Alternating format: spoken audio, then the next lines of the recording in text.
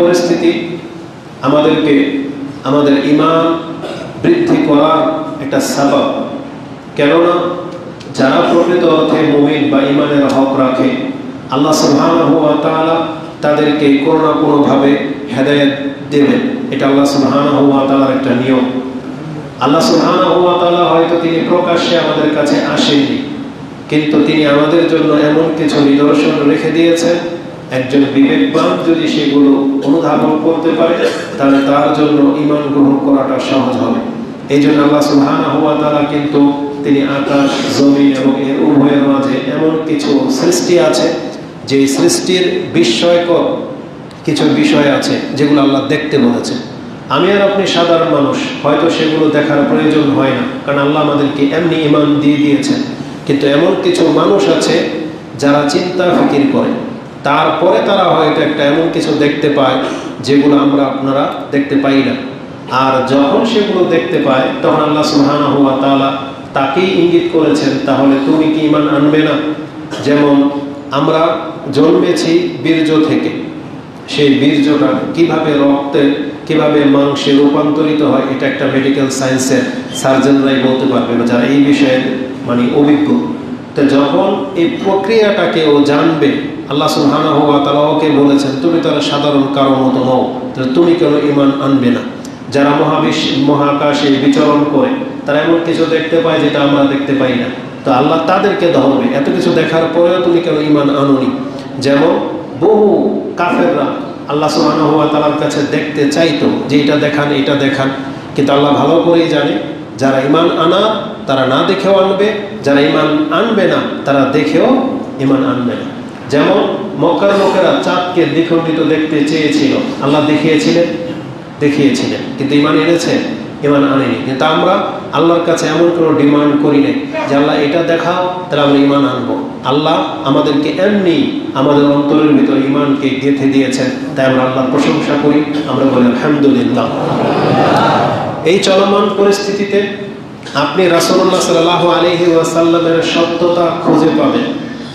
রাসূল যে প্রকৃত অর্থে রাসূল হয়ে এসেছিলেন এবং একজন রাসূল যে এসেছিলেন, এই বর্তমান প্রেক্ষাপটে যদি কোরআন সুন্নাহর সাথে আপনার সম্পর্ক থাকে তাহলে আপনি দেখতে পাবেন রাসূলুল্লাহ সাল্লাল্লাহু আলাইহি ওয়াসাল্লামের ভবিষ্যৎবাণীর সাথে আপনার অনেক কিছু মিল পাবেন।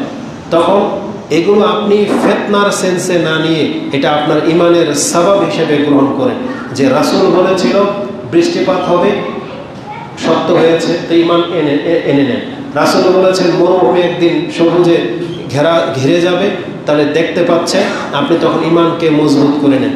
রাসূল বলেছেন ফোরাত নদীতে স্বর্ণ বেরোবে, বের হলেই ওদিকে না ঝুঁকে গিয়ে সাথে সাথে আল্লাহর কাছে তওবা করা উচিত। রাসূল বলেছেন কিয়ামতের পূর্বে এগুলো এগুলো এগুলো হবে, আর যখনই আমরা যতটুকু দেখতে পাচ্ছি উচিত হলো আমাদেরকে তওবা করা, পাপ ছেড়ে দেওয়া, যেগুলো সত্য বাস্তবায়ন হয়ে যাচ্ছে, যে কোনো সময় সেটা পতিত হতে পারে। কিন্তু আমাদের অধিকাংশ মানুষদের আচরণে কাফেরদের মতো, কাফেররা যেমন স্বচক্ষে দেখেও ঈমান আনে না, ঠিক তেমনি আমরা এগুলো জানি, বিশ্বাস করি, মিল পাচ্ছি, তারপর আমাদের আমলে কোনো পরিবর্তন দেখা যায় না, বরং আমরা এগুলো নিয়ে উৎফুল্ল। কে কাকে মারলো, কে কাকে মিসাইল মারলো, মিসাইল ফুটলো কি ফুটলো না, কার কতটুকু ক্ষয়ক্ষতি হলো, এগুলো নিয়েই সে সারাদিন পড়ে থাকে। কিন্তু তার মাঝে যে পরিবর্তন নিয়ে আসতে হবে, নিজের যে কিছু করতে হবে, এমন কিছু আমরা দেখতে পাচ্ছি না। বিবেকবান হলে আমাদের কি করা উচিত ছিল? বাংলার জমিনে যদি আমাদেরকে টিকে থাকতে হয় তাহলে আমাদের উচিত ছিল সামরিক দিক থেকে শক্তিশালী হওয়া। তাহলে আমাদের কিছুই নেই, আমাদের জনবল আছে 18 কোটি মানুষ, আমরা এই ভূখণ্ডে বসবাস করি, মতান্তরে তার বেশি কম হবে। তার মধ্যে অন্তত 5 কোটি এমন যুবক আছে যারা ডিফেন্স করার মতন ক্ষমতা রাখে, কিন্তু 5 কোটির মধ্যে 5 লাখও এমন নাই যে একটা টিগার কিভাবে টিপ দিতে হয় সেটা জানে। আর অত অস্ত্রশস্ত্র আমাদের নাই। আমাদের কে আছে? পাবজি, ফ্রি ফায়ার, ক্রিকেটের ব্যাট, ক্যারাম বোর্ড, ডানগুড়ি, আর ওই যে মোবাইলের মধ্যে সারাক্ষণ জুয়া খেলা, এগুলো আছে আমাদের মধ্যে। এটা একটা না একটা আমাদের সময় বড় ধরনের বিপর্যয় হয়ে উঠবে।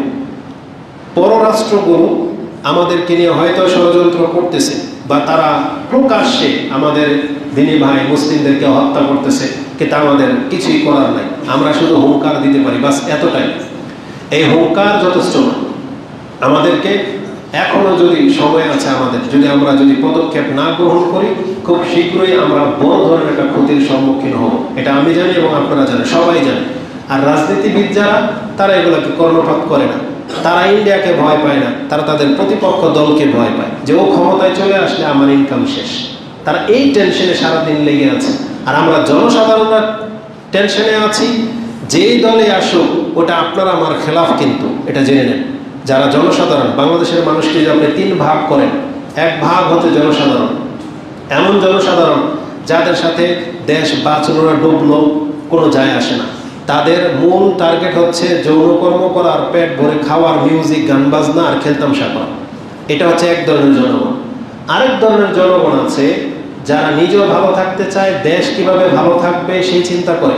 আমি ওই জনগণের কথা বলতেছি, যাদের মধ্যে একটা হিতাহিত জ্ঞান আছে, যারা এই জমিনের উপরে বোঝা না, যারা এই জমির কল্যাণ চায়, যারা চায় যে আমরা ভালোভাবে চলি, তাদের কথা বলতেছি। আমাদের বিপক্ষের দল হচ্ছে রাজনীতিবিদ। কোন দল সেটা দেখার দরকার নেই। যারাই গণতন্ত্র করে, ভোটাভুটি ইলেকশন নিয়ে যারাই ব্যতিব্যস্ত, সে আপনার খেলাফ, জেনে নেন, সেটা যেই দলেরই হোক। নাম ধরে যে বলতে হয় বলতে পারি, কিন্তু আপনারা জানেন যে কোনো দলই ক্ষমতায় আসুক ভোটাভুটির মাধ্যমে, জেনে নেন সে আপনার শত্রু, কারণ সে আপনার এন্টি পার্টি, কারণ আপনি তো চান না এটা। আর তারা ওটাকে পাওয়ার জন্য লড়াই করতেছে। এই জন্য জেনে নেন, বাংলাদেশে আমাদের শান্তি কখনো আসবে না। এই ভোটাভুটির মাধ্যমে ক্ষমতায় যেই আসুক না কেন, শান্তি আপনার আমার আসবে না, এটা আপনি লিখে নিতে পারেন। আমরা আল্লাহর পক্ষ থেকে ওহী প্রাপ্ত হইনি, নবীও না, কিন্তু প্রেক্ষাপট নিয়ে আমরা কথা বলি, যেটা বাস্তব সেটা আপনাকে মেনে নিতেই হবে, এখানে টালবাহানা করার কিছু নেই। তো এদের কাছে ধর্মের কোনো মূল্য নাই, ইসলাম ডুববে না বাঁচবে এরা তা দেখে না। তাদের মূল টার্গেট হচ্ছে নিজের দল ক্ষমতায় আসলো কিনা, এটা নিয়ে তারা ব্যস্ত। তারা মাঝে মাঝে যে কিছুটা হুঙ্কার দেয় ফিলিস্তিন নিয়ে, ইন্ডিয়ার মুসলিম নিয়ে, ওটাও দেয় তাদের রাজনৈতিক স্বার্থে। ওটাকে উদ্দেশ্য করে আরবিতে একটা প্রবাদ বাক্য আছে, কালিমাতুল হক ওয়া উরিদা বিহিল বাতিল, মানে কথা তো সত্য কিন্তু উদ্দেশ্য বাতিল। তারা মাঠে নামে, কথা তো সত্য যে ফিলিস্তিনকে মুক্ত করতে হবে, ইন্ডিয়ান মুসলিমদেরকে বাঁচাতে হবে, কিন্তু এখানে উদ্দেশ্য হচ্ছে প্ল্যাটফর্ম তৈরি করা, নিজের ক্ষমতা, নিজের দলের লোককে ভারী করা। তাহলে এগুলো বুঝি। তা আমরা এমন একটা মুসিবতের মধ্যে আছি, আমাদের দিনদারিত্বের মাত্রা কমে যাচ্ছে। সাধারণ হিসেবে আমরা বুঝি যে এইটা করলে আমাদের ভালো, কিন্তু আমরা করতে পারি না। যাদেরকে দিয়ে আমরা করাবো তারা এগুলোর মধ্যে নাই। যেমন আমরা সবাই জানি রাস্তাগুলো ক্লিয়ার থাকুক, চাঁদাবাজি কেউ না করুক, এটা প্রত্যেকটা জনসাধারণ চায়। জনসাধারণ চায় যে হসপিটালে গেলে আমার সাথে দুর্নীতি না করা হোক, আমাকে প্রপারলি ট্রিটমেন্ট দেওয়া হোক। জমি খারিজ করতে গেলে সবাই চান যে আমারটা সহজভাবে হয়ে যাক। যে কোনো ক্ষেত্রে, জীবনের প্রত্যেকটা ক্ষেত্রে জনসাধারণ চায় যে এই জুলুম আমার উপর থেকে উঠিয়ে নেওয়া হোক। কিন্তু আমরা চাইতে পারি, কিন্তু আমাদের হাতে কিছু নাই। কিন্তু আমাদের ক্ষমতাবান যারা, তারা এটা চায় না যে সুস্থভাবে কিছু হোক। তারা চায় একটু গিরাল লাগিয়ে থাক, তাহলে আমার পকেট ভারী হবে। যার ফলে প্রত্যেকটা জিনিসের মধ্যে আপনার দুর্নীতির একটা চক্র তারা তৈরি করে ফেলেছে। যেখানে রিক্সাওয়ালাদের একটা সমিতি আছে, বোঝেন, এই সমিতি সিস্টেমটা, এটা এক দলের জন্য সুবিধা আর বাকিদের জন্য এটা অসুবিধা। এই সমিতি সিস্টেম কখন হয়েছে? যখন জুলুমের মাত্রা বেড়ে গেছে। রিক্সাওয়ালা যখন দেখে যে আমি রিক্সা হওয়ার কারণে অটোওয়ালা আমাকে গালি দেয়, থাপ্পড় দেয়, মোটরসাইকেলওয়ালা আমার থাপ্পড় দেয়, সিএনজিওয়ালা আমাকে গালি দেয়, তখন রিক্সাওয়ালা কি করবে? সমিতি তৈরি করবো যে আমাদের একটা গায়ে আঘাত করবে, তখন আমরা সব রাস্তায় নেমে যাবো। এই যার ফলে ভোগান্তি আমাদের সমাজের উপরে পড়েছে। গার্মেন্টস ওয়ালাদের একটা সমিতি আছে, তো প্রত্যেক দলের একটা করে সমিতি তারা তৈরি করেছে যে আমাদের স্বার্থে আঘাত লাগলেই আমরা রাস্তায় নেমে যাব, বাকিদের সবার স্বার্থ আমরা উদ্ধার করে ছেড়ে দেব। জমি তারা রেজিস্ট্রি করে, তাদের একটা সমিতি আছে, তাদের সমিতির বাইরে আপনি কোনো কাজই করাতে পারবেন না। দুঃখজনক ব্যাপার, যেখানে 1 লাখ টাকা রেজিস্ট্রি করার মানে সরকারি খরচ, সেখানে 2.5 লাখ টাকা দিতে হচ্ছে, প্রতিবাদ দেওয়ার মতন কেউ নেই। এইভাবে প্রত্যেকটা জায়গাতে। আমি বহুদিন আগে বলেছিলাম ডাক্তারদের কাছে একটা ইনজেকশন ট্রাইলন, যেটা মনে আছে, ট্রাইলন মাত্র 75 টাকার একটা ইনজেকশন ছিল, যেটা হাড্ডির জোড়ার ভিতরে ইনজেকশন করে। ডাক্তার এটাকে পুশ করে দিয়ে নিবে 1,500 টাকা। অথচ ওই একই ইনজেকশন আমি ঢাকা মেডিকেল কলেজে দেখেছি ফ্রি উনি পুশ করে দিল। তো ডাক্তারকে জিজ্ঞেস করলাম যে আপনি 1,500 টাকা চেম্বারে আসলে নিলেন যে? বলতেছেন সিস্টেম। তাই বললাম কে করলো এই সিস্টেম? কোনো কথা বলে না। অথচ সিরিঞ্জ ইনজেকশন সহ এটার মূল্য তখন ছিল মাত্র 120 টাকা, এখন না হয় 150 টাকা হবে, কিন্তু আপনার কাছ থেকে 1500 টাকা নেবে, দেখার মতন কেউ নেই। এভাবে প্রত্যেকটা সেক্টরে আমরা জনসাধারণ যারা ভুক্তভোগী, আর এগুলোকে রোধ করে দেবে যারা মুখে বলে, তারা বলতো রোধ করতে চায় না, বরং তারা আসলেও ঠিক একই সিস্টেম বহাল রাখবে। এই জন্য আবারও বলি, গণতন্ত্র থেকে তওবা করে ফিরে আসে, মুখ ফেরান এখান থেকে। আপনি আমি মরবো, কেউ বেঁচে থাকবে না, জেনে নেন। হক পথে থেকে মরার চেষ্টা করেন। আমাদেরকে হয় আল্লাহ এমনি মেরে দেবে, নাহলে কেউ আমাদেরকে মারবে। আল্লাহ যেভাবে লিখে রেখেছে সেভাবে হবে, মরবো সবাই। কিন্তু আপনি মরলে আল্লাহর সামনে যখন দাঁড়াবে, তখন আপনি কি এর সাথে যুক্ত ছিলেন না মুক্ত ছিলেন, এটা যদি বলতে পারে, নিজেকে ওই অবস্থানে নিয়ে আসে। এই জন্য আবারও বলি, এই নোংরা রাজনীতি থেকে ফিরে আসে। ছোট মুখে একটা বড় কথা বলে দিলাম, আমাদের দাওয়াত যেটা বা আমরা আমাদের দায় মুক্তিটা আপনার কাছে পেশ করলাম। কারণ অনেকে আমরা বলে যে আমলি ক্ষমতায় থাকলে কোনোদিন তো এর বিরুদ্ধে বলেন নাই, বরং আমার মনে আছে, কেউ বলুক আর না বলুক, নারী নেতৃত্ব জায়েজ নাই, এটা এই মেম্বর থেকে বলা হয়েছে, চাষারা মেম্বর থেকে বলেছি, ক্যান্টনমেন্ট বাসান্তেকের মেম্বর থেকেও বলেছি, এটা আপনারা সবাই সাক্ষী। তা আমাদের যতটুকু ক্ষয়ক্ষতি হওয়ার হবে, কিন্তু যেটা হক মনে করি সেটা আমরা বলেই যাচ্ছি। আপনার শোনার মতো হয়তো আপনি শুনতে পান না, এটা আমাদের ব্যর্থতা না, এটা আপনাদের ব্যর্থতা আমরা বলবো। এবার আসলে এই পরিস্থিতি, গত সপ্তাহ খুতবা দিতে না দিতে এই এক সপ্তাহের মধ্যে দেখেন কত কি ঘটে গেল।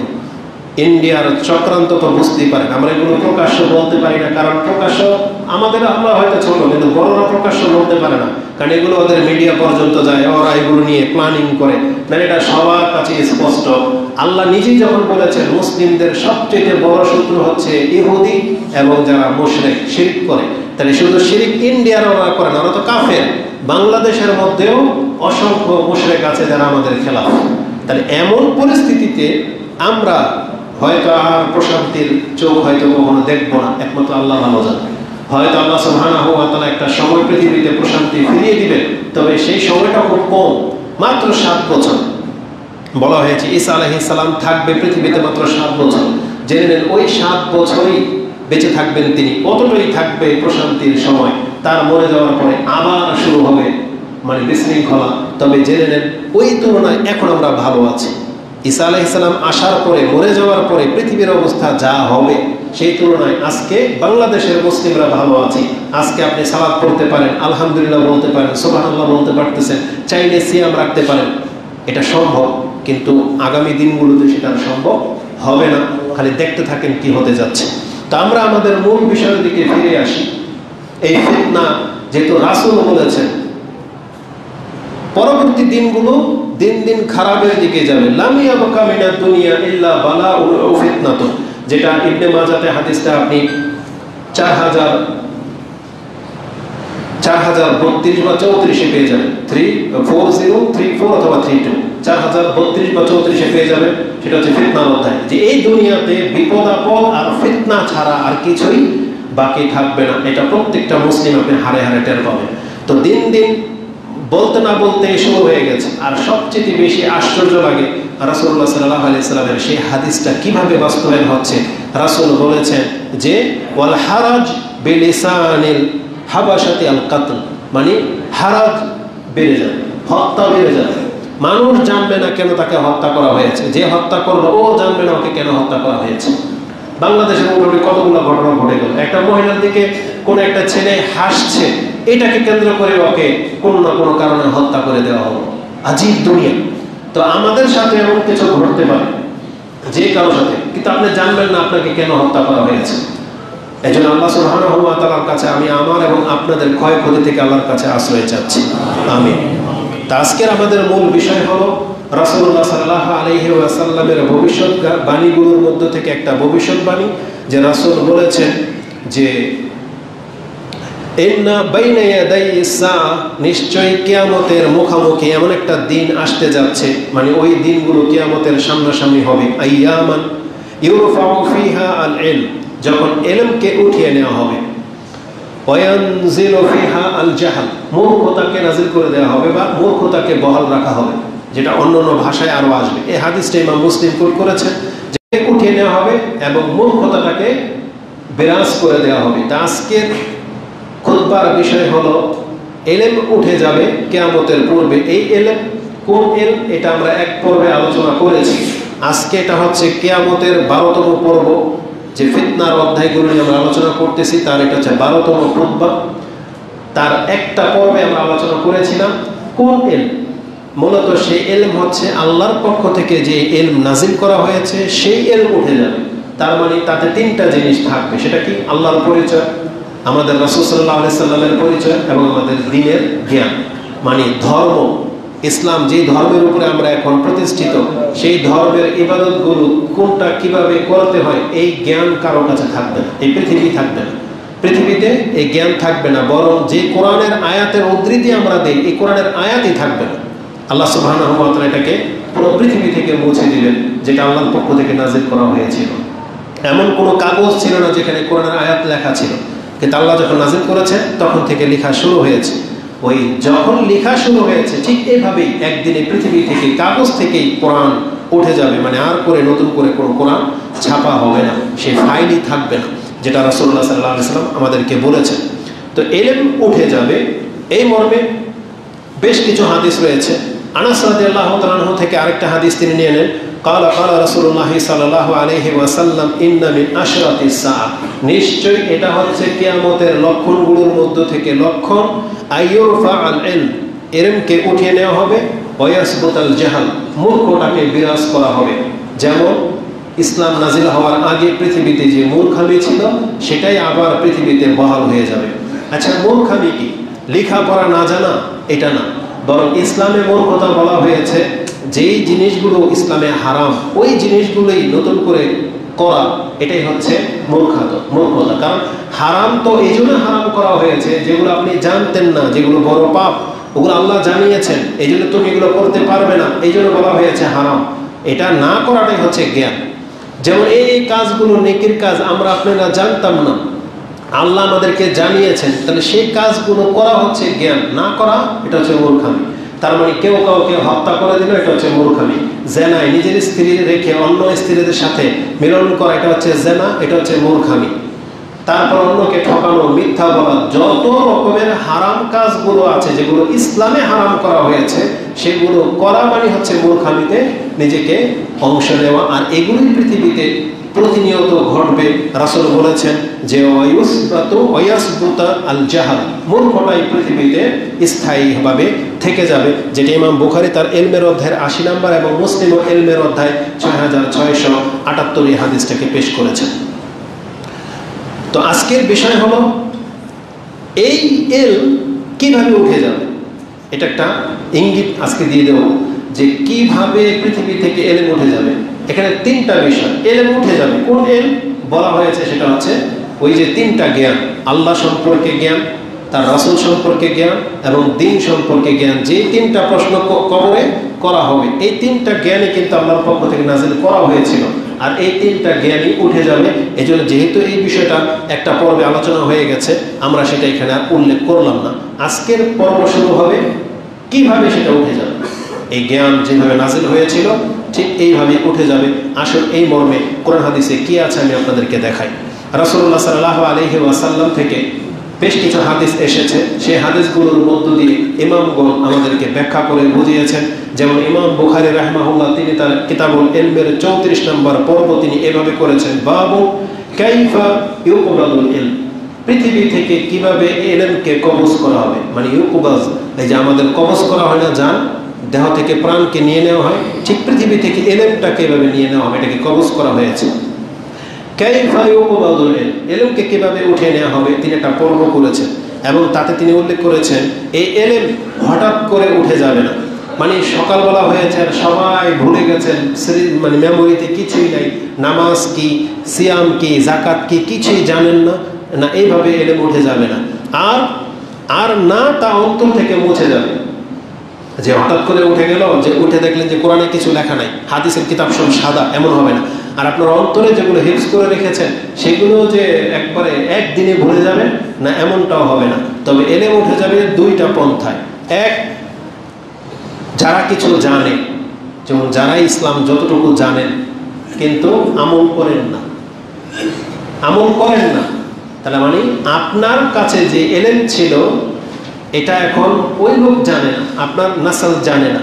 যেমন অন্যদেরকে উদাহরণ আমরা দেব না, বাপ মা যদি ইসলাম সম্পর্কে না জানে, ঘরে ঢুকতে হলে কি বলতে হয়, খাওয়ার সময় কি বলতে হয়, আজান হয়েছে কি করতে হবে, সন্ধ্যা হলে কি করতে হবে, এটা বাপ মা করে না, কিন্তু সে জানে। তার মানে তার কাছে যে এলেম ছিল সেটা এখন তার ঘরে আর প্রকাশ পাচ্ছে না। তাহলে এই বাচ্চারা এই এলেম যে আছে এটা কোনোদিন জানবে না। তার মানে এই এলেম উঠে গেল, ঘর থেকে এলেম উঠে গেছে। যদি বাচ্চা ঘরে ঢুকতে, বাবা ঢুকতে যদি সালাম দিয়ে ঢুকতো, বিসমিল্লাহ বলতো, তাহলে বাচ্চা জানতো যে এটা ইসলামের একটা আদব। ডান হাতে খেতে হয়, খেতে বসছে, ও যা খুশি তা করতেছে, কিন্তু বাপ মা যদি বলতো এই ডান হাতে খাও, বিসমিল্লাহ বলে খাও, তোমার সামনের দিকে খাও, কারণ যেটা রাসূলুল্লাহ সাল্লাল্লাহু আলাইহি সাল্লাম করেছেন। আনাস রাদিয়াল্লাহু তাআলা তিনি বলেন, আমরা রাসূল সাল্লাল্লাহু আলাইহি সাথে খেতে বসতাম, তো ছোট ব্যক্তি হিসেবে আমার হাত থালার এদিক সেদিক ঘুরতো। হাত কেন ঘুরে বলেন তো? কারণ একসাথে যখন খেতে বসে দেখা যাবে কোনো ভালো টুকরাটা অন্যদিকে আছে, তখনই তো হাত ঘুরে, একবার এদিকে যায় একবার এদিকে যায়। বাচ্চারা যেটা করে, ওর যেটা পছন্দ ওটা নেবে, তখন এমন করতো। তখন রাসূল বলেছেন, ইয়া গোলাম সাম্মিল্লাহ, হে বালক তুমি বিসমিল্লাহ বলো, কুল মিম্মা ইয়ালিক, তুমি তোমার সামনের দিক থেকে খাও, ওয়াকুল বিয়ামিনিক, তুমি ডান হাতে খাও। এই যে রাসূল সাল্লাল্লাহু আলাইহি ওয়াসাল্লাম শিক্ষা দিয়ে দিলেন। এখন ওটা যদি রাসূল না বলতো তাহলে আনাস জানতেন না, আমরা জানতাম না। তো এলেম হলো আমল করা এবং প্রচার করার নাম। এখন এটা যখন করবে না কেউ, তখন দেখেন আজকে পৃথিবী থেকে এলেম কিন্তু বহু অংশে উঠে গেছে। আপনি রাস্তাঘাটে চলতে ফিরতে ইসলামিক আদব কি আপনি বলতে পারবেন না। কাউকে দেখবেন যে কেউ এটা পালন করে না, ইসলামের সে আদব নাই। কোথায় আছে? কিতাবের মধ্যে লেখা আছে, ওই কিতাব পড়ে আছে ঘরে। তাই এখন পর্যন্ত এলেমটা কিতাবে আছে, এখন ব্যক্তির আমলে নেই। এটা একটা ব্যক্তির আমল থেকে এখন এলেম উঠে গেছে। দ্বিতীয়, ওই যে কিতাবের মধ্যে এলেমটা আছে, এই এলেম কারা রাখে? যারা এই কিতাব পড়ে, তার মানে আলেমরা। এখন যারা আমল করে, আলেম যারা, তারা ওই এলমের জ্ঞান রাখে। আল্লাহ সুবহানাহু ওয়া তাআলা কি করবে? পৃথিবী থেকে এই আলেমগুলো, ভালো মানুষগুলোকে বিদায় করে দেবেন। তারা এক এক করে পৃথিবী থেকে মরে যাবে। কথার কথা, ইমাম বুখারী মরে গেছে, তার কিতাব শুধু বুখারীটাই রেখে গেছেন, কিন্তু তার কাছে এখন পর্যন্ত বেঁচে থাকলে আমরা যে কোনো মাসলা যেভাবে উত্তরটা পেতাম, এখন কি সেটা পাবো? বিন বাজ মরে গেছে, ইমাম আবু হানিফা মরে গেছে, ইমাম শাফি, আহমদ ইবনে হাম্বল, যত আইম্মা যে ইমামগণ আছে, বড় বড় বিদ্বানরা অতীত হয়ে গেছে। বাংলাদেশ থেকে বড় কোনো আলেম যখন মারা যায়, তখন তার স্থলাভিষিক্ত, তার মতো, তার চেয়ে যোগ্য কাউকে দেখতে পান না। তার বাস্তব উদাহরণ আপনারা দেখতে পাচ্ছেন। বক্তার জগতের মধ্যে বাংলাদেশের দেলাওয়ার হোসেন সাঈদী রাহিমাহুল্লাহ ছিলেন। তার ডুপ্লিকেট, তার মতো নকল করে কথা তো বলতে পারে, কিন্তু তার মতন বিচক্ষণতাকে আর তার কারোর মধ্যে পাওয়া যাবে না। তো এইভাবে যে কোনো ব্যক্তি, ডাক্তার জাকির নায়েক মরে গেলে তার স্থলাভিষিক্ত ইন্ডিয়াকে এখন পর্যন্ত আর কেউ হয়েছে? হয়নি, হবে না। তো এইভাবে ইবনে তাইমিয়া চলে গেছেন, ইবনে বাজ, তারপরে আপনার ইবনুল কাইয়িম, বড় বড় মুফাসসির যারা, তারপরে ইবনে কাসির, তাদের মতো করে পৃথিবীতে হয়তো এসেছে অনেকেই, তার কপি কাছাকাছি, কিন্তু তাদের মতো করে আর হবে না। এক সময় পৃথিবী থেকে এই আলেমদের বিদায় নেওয়ার মাঝে মাঝে এই এলেম উঠে যাবে। এটা হলো দুইটা কারণ। তো এই দুইটা কারণ তারা কোরআন হাদিস থেকে কিভাবে ব্যাখ্যা করেছেন সেটা আমি আপনাদেরকে বোঝাই। প্রথম কারণ, এলমের চর্চা না করা। যারা কোরআন পড়তে পারেন কিন্তু পড়েন না, আপনি জেনে নেন, তার মানে আপনার ঘর হলো ওই ঘরের মতো যে ঘরের কেউ কোরআন পড়তে পারে না। আপনাকে যদি জিজ্ঞেস করা হয় এই ঘরের কেউ কোরআন পড়ে না কেন, তখন জবাব কি? তারা বলে আমরা কোরআন পড়তে পারি না। তাহলে আপনার ঘরে আপনি পড়তে পারেন কিন্তু পড়েন না, এই দুই ঘরের কি পার্থক্য? কোনো পার্থক্য নেই। এই জন্য রাসূলুল্লাহ সাল্লাল্লাহু আলাইহি ওয়াসাল্লাম বলেছেন, যে ঘরে আল্লাহর জিকির হয় আর যেই ঘরে আল্লাহর জিকির হয় না, বাইতুন ইয়াযকুরুল্লাহ ওয়া বাইতুন লা ইয়াযকুরুল্লাহ কামাসালি হাইয়্যি ওয়াল মাইয়্যিত, জীবিত এবং মৃতের মতো। তার মানে কবরস্থানেও মানুষ শুয়ে আছে, আমিও আর আপনি ঘরে শুয়ে থাকি। এখন আপনারা আমার মুখ যদি বোমার মতন বন্ধ থাকে, আল্লাহর নাম যদি না নেন শোয়ার সময় ঘরে যতক্ষণ থাকে, তাহলে আপনার উদাহরণ কবরের উদাহরণ এক। কবর মানুষ শুয়ে আছে, ওর জবান খুলতে পারে না, আল্লাহর নাম নেয় না, আপনিও আপনার ঘরের ভিতরে আল্লাহর নাম নেন না, তার মানে আপনি জিন্দা একটা কবর। মানে আপনার কাছ থেকে আল্লাহ সুবহানাহু ওয়া তাআলা কোনো কল্যাণ দেখতে পাচ্ছেন না, ওই মুর্দার মতো আপনি। এই যে রাসূল বলেছে, যারা আল্লাহকে স্মরণ করার, যারা স্মরণ করে না তারা জীবিত এবং মৃতের মতো। ঠিক যেই ব্যক্তি বলেন আমার কাছে ইলম আছে, আমি জানি যে দোহার 2 রাকাত নামাজ আছে, আপনি ব্যস্ত না, ফ্রি বসে আছেন, তাও পড়লেন না, তা এই ইলম আপনার কোনো কাজে দিবে না। আপনি জানেন যে ওযু করলে আমি হাত মুখ ধুচ্ছি, আপনি ওযু করে নিয়ে আমার গুনাহ খাতা ঝরে যাবে, আপনি করলেন না, তার মানে এই ইলম আপনার কোনো উপকারে দিল না, মানে আপনি আমলই করলেন, মানে ইলম নাই আপনার। ওই থাকা জিনিস না থাকার মতো। কারণ কোনো ব্যক্তি যেটা জানে সেটা থেকে সে উপকৃত হইল না, তাহলে তার হুকুম হয়ে যাবে সে হচ্ছে অজ্ঞদের মতো, মূর্খ। কারণ একটা মূর্খ লোক যেমন এটা এই জিনিসটা থেকে আমি কি উপকার পাবো, এটা যেমন একটা মূর্খ লোক জানে না, আর যে জানে সে যদি এখান থেকে সে উপকৃতটা না হয় তাহলে সেও অজ্ঞদের অন্তর্ভুক্ত হয়ে যাবে। এটা একটা ইসলামের নীতি। তো রাসূলুল্লাহ সাল্লাল্লাহু আলাইহি ওয়াসাল্লাম তিনি বিষয়টাকে এইভাবে বুঝিয়েছেন। খুব চমৎকার একটা হাদিস। যারা জানে কিন্তু আমল করে না তারা যে মূর্খ, এই সম্পর্কে হাদিসটি রয়েছে আবু দাউদে এবং ইবনে মাজাতে, তিরমিজিতে এবং ইবনে মাজাতে। ইবনে মাজাতে হাদিসটি 4048 পেয়ে যাবেন, তিরমিজিতে হাদিসটি 2653 পেয়ে যাবেন। রাসূলুল্লাহ সাল্লাল্লাহু আলাইহি ওয়াসাল্লাম থেকে জিয়াদ ইবনে লাবিদ قال ذكر النبي صلى الله عليه وسلم شيئا فقال, কোন একদিন রাসূল সাল্লাল্লাহু আলাইহি ওয়াসাল্লাম কিছু একটা বলছিলেন, হঠাৎ করে তিনি বললেন যাকা ইনদা আওয়ানি যাহাবিল ইলম, এভাবে একদিন পৃথিবী থেকে ইলম উঠে যাবে। তার মানে ধরে নেন বাংলার জমিনে জিলাফি গাছ ছিল না, চিনেন জিলাফি গাছ? যারা চিনে তো চিনে না, যারা চিনে না তো চিনে না, ছিল কিনা একটা সময়। তো ধরেন মুরব্বীরা কথা বলতে বলতে পোলাপানকে বোঝাচ্ছে যে দেখা আমাদের সময় এই গাছ ছিল, এখন ও তো চিনে না, যে দেখো এই জীবনে কোনোদিন। তা আপনি বললেন এই জিলাফি গাছ এখন বিলুপ্ত হয়ে গেছে, মান্দার গাছ বিলুপ্ত হয়ে গেছে, জানেন না? তা নাই, এগুলো নাই। তা এখন ঠিক এই যে বলতেছি, তখন আমরা বললাম এভাবে একদিন পৃথিবী থেকে ইলম উঠে যাবে।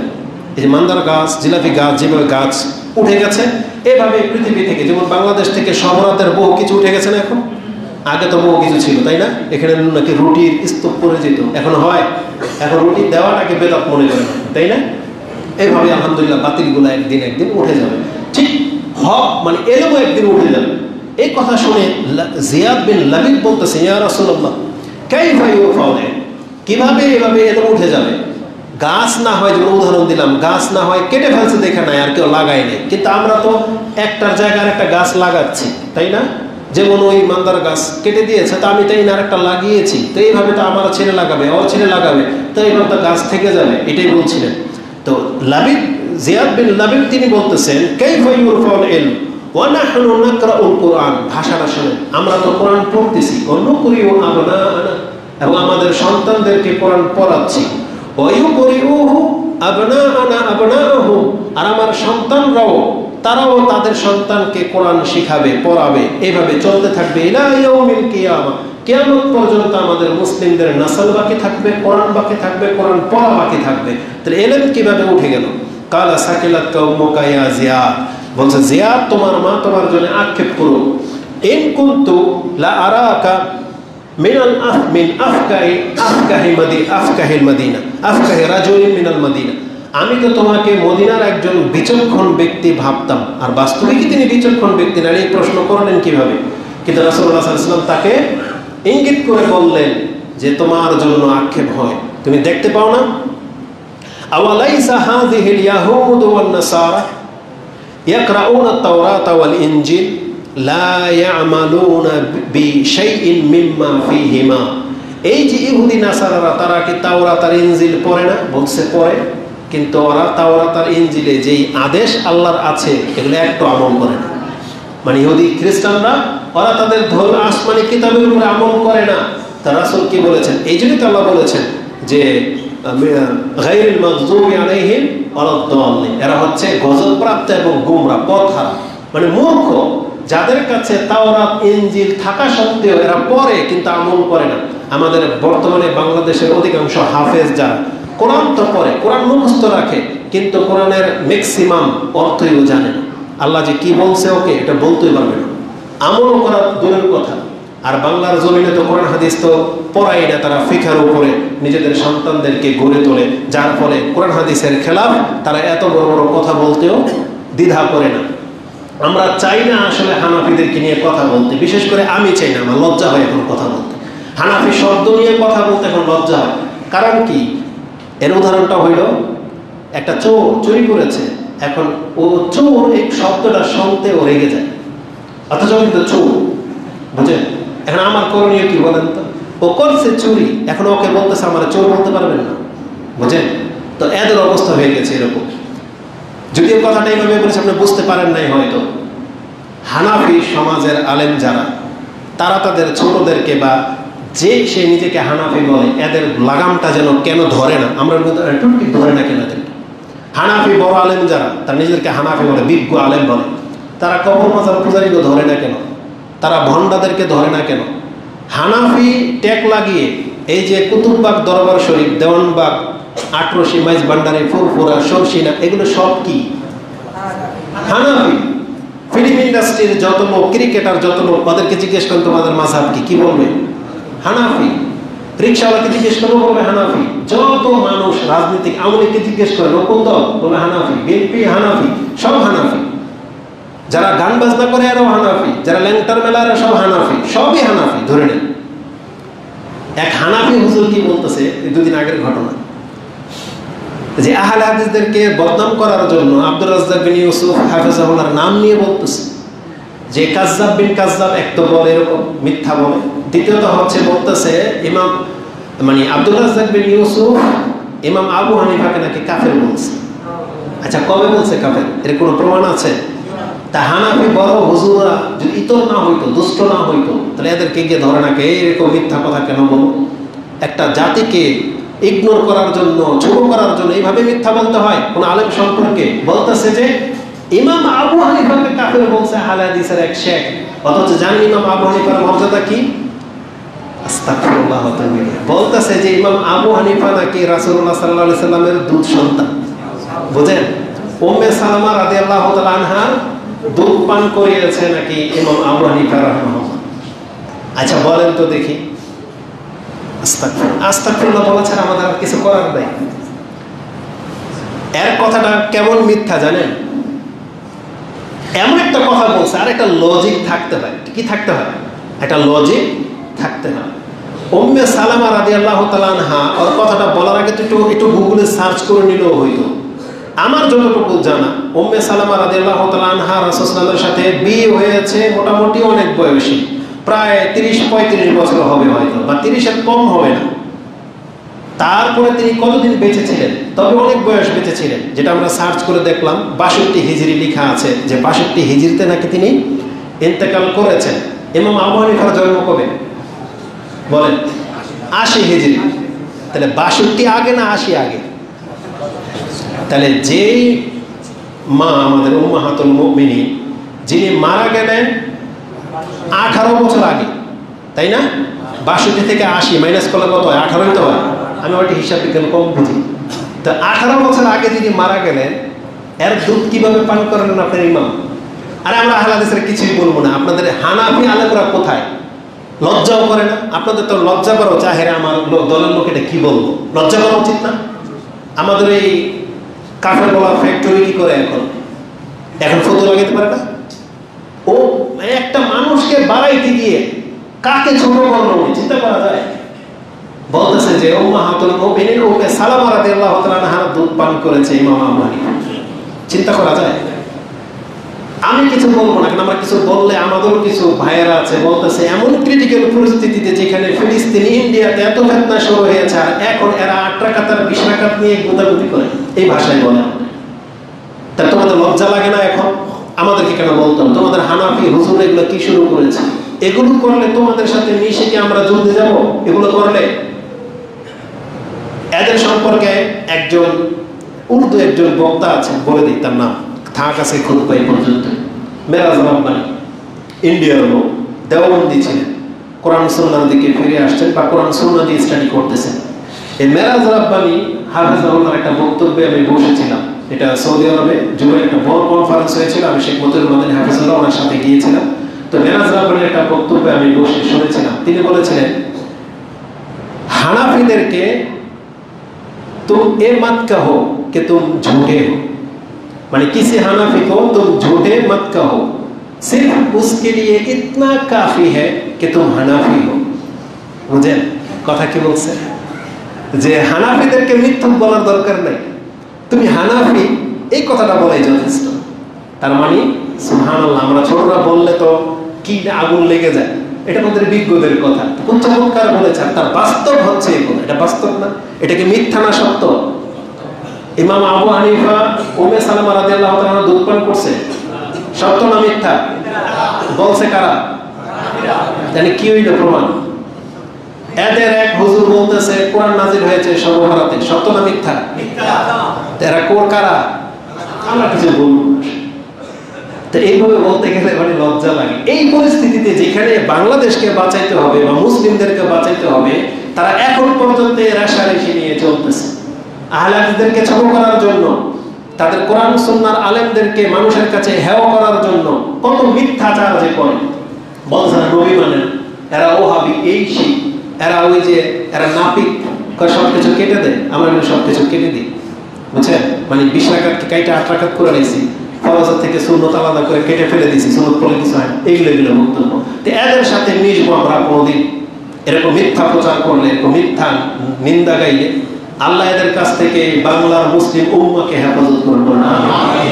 আল্লাহ এদের গোমরাহিগুলোকে এইভাবে প্রকাশ করে দেন দেয়, আর আল্লাহ যেন আমাদেরকে কোরআন সুন্নাহর উপরে প্রতিষ্ঠিত যেন রাখেন। আমিন। তো রাসূলুল্লাহ সাল্লাল্লাহু আলাইহি ওয়াসাল্লাম বলেছেন, ইহুদি নাসারারা তাওরাত এবং ইনজিল তো পড়ে কিন্তু আমল করে না।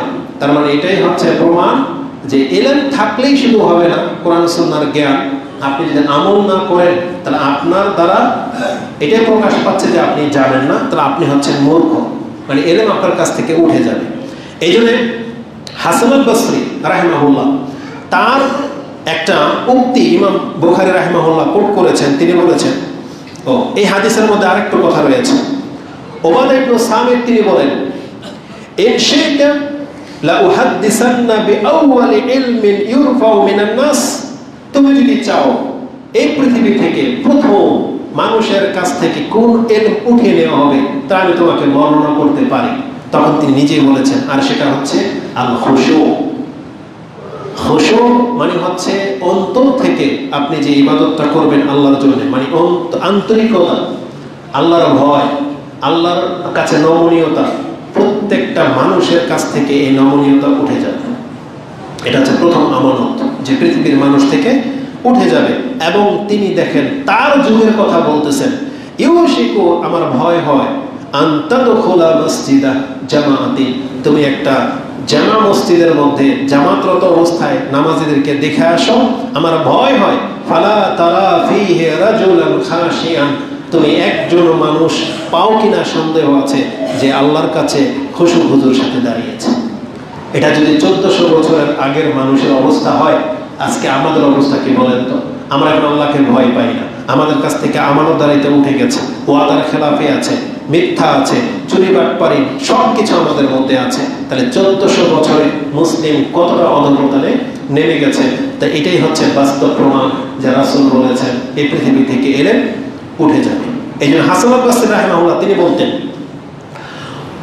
ওয়াল তুফশু আল ইলম, তোমরা ইলমের প্রচার প্রসার ঘটাও, ওয়াল তাজলিসু হাত্তা ইউআল্লামা মান লা ইয়ালাম, এবং তোমরা বসো, তোমাদের জাতিদেরকে নিয়ে বসো, যাতে করে যারা জানে না তারা তোমাদের কাছ থেকে শিখতে পারে। তার মানে দারস তাদরিস এগুলো হতেই থাকতে হবে, মসজিদে হতেই থাকতে হবে, শুধু জুমার খুতবা যথেষ্ট না, এদেরকে নিয়ে দার্সে বসতে হবে। ইমামের উচিত মাঝে মাঝে এদেরকে নিয়ে হাদিস কোরআন খুলে বসা, আসো তোমরা বসো, যারা জানে না তারা জানো, একটা একটা করে জানো। কারণ তিনি বলতেছেন, ফাইনাল ইলমা লা ইয়াহলিকু হাত্তা ইয়াকুনা সিররান, ইলম ততক্ষণ পর্যন্ত হালাক হবে না, নষ্ট হবে না, যতক্ষণ পর্যন্ত ইলম গোপন না হয়ে যাবে। আজকে ইলম গোপন হয়ে গেছে, কিছু কিছু মানুষ শুধু জানে, কিছু কিছু কিতাবের মধ্যে শুধু কোরআন হাদিস লিপিবদ্ধ আছে, এটা গোপন হয়ে গেছে। এটা যদি গোপন থেকে যায়, এটা যদি প্রকাশ্যে আপনারা না নেন, তাহলে জেনে নেন এই পৃথিবী থেকে ইলম উঠে যাবে। তাহলে এটা হচ্ছে একটা কারণ, যে আমল না করা এটা হচ্ছে ইলম হারিয়ে যাওয়ার একটা কারণ। দ্বিতীয় কারণ, সেটা আরো মানে এটার চেয়ে খাস, আর এটা ঘটলে আমরা একেবারে সারশূন্য হয়ে যাব। সেটা কি? রাসূলুল্লাহ সাল্লাল্লাহু আলাইহি ওয়াসাল্লাম থেকে একটা হাদিস কোট করেছেন ইমাম বুখারী, সেই অধ্যায়, ওখানে ইমাম বুখারী রাহিমাহুল্লাহ তিনি বলেছেন, عن عبد الله ابن عمرو بن العاص قال سمعت رسول الله صلى الله عليه وسلم يقول إن الله لا يقبض العلم انتزاعا ينتزعه من العباد আল্লাহ কারো অন্তর থেকে ইলমকে ছিনিয়ে নেবেন না। আপনি যে জ্ঞান জানেন এটা আপনার অন্তর থেকে আল্লাহ ছিনিয়ে নেবে না। ওয়ালাকিন ইয়াকবিদুল ইলমা বিকদ্দিল উলামা, কিন্তু আল্লাহ সুবহানাহু ওয়া তাআলা তাদের মাঝ থেকে আলেমদেরকে উঠিয়ে নেবেন, যার ফলে এই গ্রাম, এই অঞ্চল, এই শহর ইলম শূন্য হয়ে যাবে। কারণ রাসূল সাল্লাল্লাহু যুগের পর থেকে নিয়ে আরব বিশ্বগুলো এবং মুসলিম সমাজগুলো এমন ছিল যে তাদের কেউ না কেউ বিজ্ঞ, কেউ না কেউ আলেম ছিল, কেউ না কেউ ছিল। তারা যদি উঠে যেত সেই গ্রাম অন্ধকার হয়ে যেত, মানে ভালো আলেম থাকতো না। কিন্তু আজকে আমাদের সমাজে যদিও এরকম নাই, পুরো বাংলাদেশে হয়তো হাতে গোনা 10 জন বা 20 জন বা 100 জন আলেম আছে। এরা যদি মরে যায় তার মানে পুরো বাংলাদেশটা অজ্ঞতায় ছেয়ে যাবে। তা আলেমদের উঠে যাওয়ার মাধ্যমে ইলম উঠে যাবে। ইন্নাল্লাহা লা ইয়ানজিউ ইলমা, এটা ইমাম বুখারী এবং মুসলিম কোট করেছেন 100 নম্বর হাদিস বুখারীতে, এবং বুখারীতে হাদিসটি 7307 নম্বরে রয়েছে। এবার আসুন আজকে আলোচনার মূল বিষয় যেটা এখান থেকে যেটা ইঙ্গিত করব সেটা হচ্ছে ইলম উঠে গেলে আমাদের কি ক্ষতি হবে। রাসূলুল্লাহ সাল্লাল্লাহু আলাইহি ওয়াসাল্লাম বলেছেন যখন ইলম উঠে যাবে ইত্তাখাযুন নাস রুউসান জুহালা, তখন মানুষের ফতোয়ার প্রয়োজন পড়বে। এখন আলেম তো নাই, কার কাছে জানবে? তার মানে তার তখন অজ্ঞদের কাছ থেকে তারা ফতোয়া নেবে। ফাসুইলু, তারা জিজ্ঞেস করবে। ফাফতাহ, এবং তারা ফতোয়া দিবে। বিগাইরি ইলম, ইলম বিহীন তারা ফতোয়া দিবে। ইউস্তাফতাহনা ফায়ুফতুনা বিরাইহিম, আরেকটা বর্ণনায় আসছে তারা তাদের মেজাজ দিয়ে ফতোয়া দিবে। ফাদাল্লু ওয়া আদাল্লু, তারা নিজেরা গোমরা হবে এবং অন্যকে গোমরা করবে। আর এই বর্ণনা আসছে তারা তোমাকে গোমরা করবে আর নিজেরাও গোমরা হবে। আরেকটা বর্ণনা আসছে ফায়ুদিল্লুনা ওয়া ইয়াদিল্লুন, তারা তোমাদেরকে গোমরা করবে আর তারা নিজেরাও গোমরা। অতএব ইলমবিহীন কথা বলা এটা হচ্ছে গোমরাহি। তাহলে যারা কথা বলে তারা হচ্ছে গোমরা, আর তাদের কথা যারা মেনে নেবে তারাও কি হবে? পথভ্রষ্ট হবে। তার মানে এটা হচ্ছে একবার স্পষ্ট গোমরাহি। কয় কিতাবে আছে, কোন কিতাবে আছে জীবনে তো খুঁজে পাবেই না। আর কিতাবে, যে কিতাবে থাকবে সেই কিতাবটাকে ছুঁড়ে ফেলে দিতে হবে। কারণ ওই যে বললাম 62 হিজরিতে যার মৃত্যু, 80 হিজরির যার জন্ম, সে তার দুধ কেমনে পান করে কবরে? বলে। তাহলে এটা যদি কোনো কিতাবেও লেখা থাকে সেই কিতাবকে কি করতে হবে? একবারে ছুঁড়ে ফেলে দিতে হবে। আর এই কিতাবের ভাষ্যকার ওকে কি করতে হবে? এখন ওকেও ছুঁড়ে ফেলে দিতে হবে। তার মানে এরকমটা যদি না করেন তাহলে আপনারা গোমরা হবেন। আর এদের লগে লগে হাজারো মানুষ সেখানে উপস্থিত ছিল, কয় ঠিক, এটা বলে ঠিক, বুঝছেন? তো এইরকমই হবে অবস্থা, পরিস্থিতি। তো রাসূলুল্লাহ সাল্লাল্লাহু আলাইহি ওয়াসাল্লাম বলেছেন কোরআন হাদিসের ব্যতীত কথা বললে এটা ভুল হবে, এটাই স্বাভাবিক। আর তাদেরকে মেনে যারা নেবে তারাও গোমরাহের মধ্যে পতিত হবে। ইলম উঠে গেলে আমাদের যে কি ক্ষতি হবে একটু শুধু ইঙ্গিত দিয়ে বক্তব্য শেষ করে দেবো 1 মিনিটে। আব্দুল ইবনে আব্বাস একটা উক্তি বা উদাহরণ দিয়েছেন এভাবে, এই পৃথিবীতে কিভাবে মূর্তি পূজা শুরু হয়েছিল ইতিহাসের শুরুতে আপনাকে স্মরণ করে দিই যদি আপনি জানেন। তিনি বলেছেন সারাতিল আওসান আল্লাতী কানাত ফি কওমি নূহ, নূহ আলাইহিস সালাম যে জাতির কাছে প্রেরিত হয়েছিলেন তারা যে মূর্তিগুলোর পূজা করত, আরাধনা করত, তাদের কাছ থেকে সাহায্য গ্রহণ করত, তারা ছিল সেই কালের সব সৎ লোক। তারা ছিল সৎ লোক যারা আল্লাহর বান্দা ছিল, আল্লাহর একনিষ্ঠ, আল্লাহর ওলি ছিল। নূহিন ফি আল আরব বাদ, যেটা পরবর্তীতে ওই মূর্তিগুলো আরবে এসেছে। আসমাউ রিজালিন সালিহিন মিন কওমি নূহ, এই নামগুলো হচ্ছে নূহ আলাইহিস সালাম জাতির সৎ লোক। এই যে লাত, উজ্জা, মানাত, ওই নাম ধরেই মক্কাতে ঢুকেছে। আর নূহ আলাইহিস সালামের জাতির মূর্তিগুলোর নাম কি ছিল? ইয়াবুস, ইয়াউ, নাসর, এরকম 5টা নাম ছিল যেটা সূরা নূহের মধ্যে রয়েছে। ফালাম্মা হালাকু, এই সৎ লোকগুলো যখন মারা গেল, আওহা শায়তানু ইলা কওমিহিম, শয়তান তাদের কওমের কাছে এসে ওহী করলো, বলল আনসিবু ইলা মাজালিসিহিম আল্লাতী কানু ইয়াজলিসুনা আনসাবান, তারা যেই জায়গাতে বসে ইবাদত করত তাদের সেই জায়গাগুলোকে খালি কেন ফেলে রাখছো?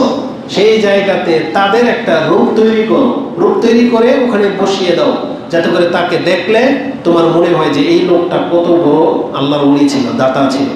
যেমন লাত ও জামানাত, এই যে লাত যে মূর্তিটা ছিল, এই নাকি যারা হাজিরা আসতো তাদেরকে ছাতু বলে ছাতু খাওয়াতো, দূর দূর থেকে যারা আসতো, অনেক টাকার সে খরচ করতে হজে, দাতা ছিল, অনেক দাতা, তার নামে একটা মূর্তি বানিয়ে মক্কাতে স্থাপন করে দেওয়া হয়েছিল। যেমন বাংলার জমিনের আওয়ামী লীগের চেতনাকে শেখ মুজিবুর রহমান, তাই বলা হয়েছে মোড়ে মোড়ে তারা ছবি লাগিয়ে রাখো, যাতে করে তাকে দেখলে আমাদের চেতনা ফিরে আসে। যেমন জেলখানাতে বন্দি, সেও বলতেছে আমরা শেখ মুজিবুরের কাছ থেকে শিক্ষা পেয়েছি, লড়াই করে বাঁচতে হবে। কেন তুমি রাসূল ইসলামের কথাটা বলো মুসলিম হিসেবে? তো এদের নসলের মধ্যে এটা ঢুকে গেছে। তো যে যে দল করে তাদের মধ্যে সেটা রক্তে ঢুকে যায়। তো আব্দুল ইবনে আব্বাস বলতেছে ওই শয়তান তাদেরকে পরামর্শটা দিয়েছিল যে তোমার বড় নেতাদের ওই মূর্তিগুলাকে এখানে বসায় রাখো, একে দেখলে তোমার ইমানের জাযবা বেড়ে যাবে। তারা প্রথম তাই করেছিল। ওয়াসাম্মুহা বিআসমাইহিম, যেমন তাদের নাম ছিল এই মূর্তিগুলাকে তোমরা ওই নামই দিবে। এটা লাত, এটা উজ্জা, এটা মানাত, ওই নামই দিয়েছিল এবং আকৃতিটা ওই রকমই দিল। যেমন হিন্দুরা আদর করে, হিন্দুরা সরস্বতী, দুর্গা, কালী, যেটার যেমন রূপ ওরা দেখতে পেয়েছিল ওই রকমের একটা পুতুল বানিয়ে এটার পূজা করে, তারপর আবার লাথি দিয়ে এটাকে ভেঙে দেয়। কিন্তু মক্কার মুশরিকরা আবার লাথি দেয়নি, ওরা এটাকে আবার আদর যত্ন করে রেখেছিল। হিন্দুরা যে নিকৃষ্ট জাত, এটা তো ওদের ধর্মের নেতাদের সাথেই, ওদের মাবুদদের সাথে ওরা যা করে, ওরা আপনার সাথে কি করবে? হিন্দুরা আজকে মুসলিমরা কেন মারে আপনি কি জানেন? হিন্দুরা ওদের উগ্রতা কত, মানে ওদের খারাপই। একটা মানুষ যখন আল্লাহর গোলামি থেকে মুখ ফিরিয়ে নেয়, শয়তানের পূজারী যখন হয়, আপনি কি জানেন এদের মানে মাইন্ড কত খারাপ থাকে? ওরা যা কিছু তা খেতে পারে, যা তার সাথে সহবাস করতে পারে, ওরা যা তা করতে পারে। ওরা পশুর সাথে যা করে, আমরা কোরবানি দিলে ওরা বলে যে এটা মানবতার খেলাফ, এরা পশুকে হত্যা করে। ওদের ধর্মীয় অনুষ্ঠানে যদি দেখতেন যে ওরা পশুর সাথে কি করে, লা হাওলা ওয়ালা কুওয়াতা ইল্লা বিল্লাহ। রাসূল বলেছেন তোমাদের জন্য হালাল, তোমরা ধারালো ছুরি দিয়ে জবাহ করবে যাতে পশুটা তাড়াতাড়ি মরে যায়। আর এই হিন্দু মালাউনরা, এই আল্লাহর শত্রুরা, শয়তানের পূজারীরা কি করে জানেন? তাজা বকরিকে ধরে মুখ দিয়ে টেনে ছিঁড়ে ফেলে, তাজা বকরিকে আগুনে দিয়ে দিচ্ছে। বুঝেন? এত নিকৃষ্ট জাত, এত নিকৃষ্ট জাত, এরা কোনোদিন আপনার বন্ধু হইতে পারে না। এই জন্য এখন সময় আছে বাংলার মুসলিমদেরকে মুখের ভাষা সহ চেঞ্জ হতে হবে। হিন্দু কোনোদিন মুসলিমের ভাই হতে পারে না। সে যত ঘনিষ্ঠ আপনার হোক না কেন, ভাষা পরিহার করে, হিন্দু আপনার ভাই হয়ে কি করে? তো রাসূলুল্লাহ সাল্লাল্লাহু আলাইহি ওয়াসাল্লাম থেকে আমাদেরকে আব্দুল ইবনে আব্বাস যেটা জানিয়েছেন, আব্দুল ইবনে আব্বাস বলেন সেই মূর্তিগুলোকে স্থাপন করা হয়েছিল, ফালাম তুবা, কিন্তু এই মূর্তির ইবাদত করা হতো না। হাত্তা ইজা হালাকা উলাইকা, ওই অঞ্চলের মানুষগুলো যখন মরে গেল, যারা এই মূর্তির ইতিহাস জানতো, এরা যখন মরে গেল,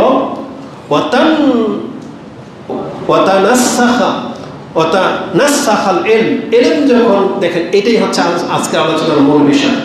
ইলম যখন হারিয়ে গেল যে মূর্তিগুলো কাদের, কিসের, কেন স্থাপন করা হয়েছিল, এই জ্ঞান যখন মানুষ ভুলে গেল, উবিদা, তারপরে ইবাদত করা শুরু হয়েছে।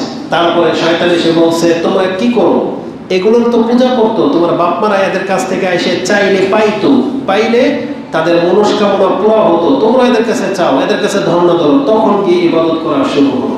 তার মানে মূল হলো এরকম উঠে যাওয়া। আজকে আমাদের সমাজে যত অনিসলামিক কাজ করা হচ্ছে, কেন? আপনার কাছে ইসলামের সঠিক জ্ঞান না থাকার কারণে হচ্ছে। আজকে আমাদের আলেম যারা, যাদের কাছে কিছুটা জ্ঞান আছে, তারা বলতেছে এই ক্রিটিক্যাল পরিস্থিতিতে মুসলিম তোমরা এক হও, একজন রাষ্ট্রপ্রধানকে নায়ক করে দিয়ে তার আনুগত্য করো, তার বায়াত গ্রহণ করো, তাকে শক্তিশালী করো, তার হয়ে তোমরা রাষ্ট্রের জন্য কাজ করো। কিন্তু যেই দেশে হাজার দল, যেই দেশে এমন বড় বড় দল একটা আরেকটাকে দেখতে পারে না, আরেকটাকে শত্রু মনে করে, কারাকারি করে দেশকে নিয়ে, সেই দেশের মানুষ কোনোদিন ভালো থাকতে পারে না। এই জন্য আপনি কোরআন হাদিসের দিকে ফিরে আসেন, কোরআন হাদিস থেকে আপনি গ্রহণ করেন, আলেমদের কথা নেন, তাহলে আপনার জাতি সঠিক কিছু পাবে, আপনি আর আমি সঠিক কিছু পেতে পারি যদি আমরা এটা গ্রহণ করি। আপনি মনে করেন সৌদি আরব খুব খারাপ লোক, যেটা বলে সৌদি আরব খুব খারাপ, ধরে নেন, কিন্তু সৌদি আরবের মানুষ ভালো আছে না আমরা ভালো আছি? বলেন, সৌদি আরবের মানুষ ভালো আছে শুধু টাকার কারণে? কিসের কারণে? আপনি কি রাস্তা দিয়ে যাবেন, কোনোদিন কোন রাস্তা বন্ধ পাবেন?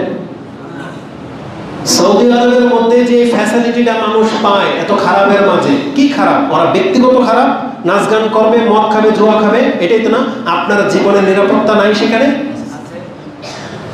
তাহলে আপনি কিসের ভিত্তিতে হয়েছে? শুধু এই গণতন্ত্র মুক্ত থাকার ভিত্তিতে হয়েছে, কারণ সেখানে এগেনস্টে কোনো দলই নেই। ইসলাম বলছে তোমার রাষ্ট্রের এগেনস্টে কোনো কেউ দাঁড়াবে তাকে কল্লাটা উড়িয়ে দাও, এটা হচ্ছে ইসলাম। মানে এগেনস্ট কোনো পার্টি থাকতে পারবে না। কিন্তু গণতন্ত্র কি বলে? আপনি যত ভালো ব্যক্তি হন না কেন আপনার বিপক্ষে লোক থাকবে, এটা হচ্ছে গণতন্ত্র। সেই জাতি কোনোদিন ভালো রাস্তা পাবে? কোনোদিন সেটা ভালো রাস্তা পাবে না। এই জন্য ওরা ভালো, খারাপের মাঝেও ভালো আছে। তার মানে আমরা এত সাধু, তারপর আমরা কেন ভালো নাই? কারণ আমাদের দল বেশি, আমাদের শত্রু বেশি। এই দলাদলিকে বন্ধ করে দিয়ে একজন রাষ্ট্রনায়কের উপরে বাংলাদেশটাকে দাঁড় করিয়ে দেন, সবাই মুসলিম বাংলাদেশি ভাই হয়ে যান, তারপর দেখবেন যে কেউ হয়তো বেশি খাবে, কেউ কম খাবে, কিন্তু শান্তি ফিরে আসবে। কিন্তু এটা যদি না করেন, সবাই সবার দল থেকে নিয়ে যখন অ্যাটাক করবেন, এই বাংলাদেশ কোনোদিন শান্তি ফিরে আসবে না। আল্লাহ তুমি আমাকে এবং আমাদের মুসলিম ভাইদেরকে হেদায়েত দান করো। আকুলু লিকাউলি হাযা আস্তাগফিরুল্লাহ লি ওয়া লাকুম ওয়া লিসাইরিল মুসলিমিন ফাস্তাগফিরু ইন্নাহু হুয়াল গফুরুর রহিম।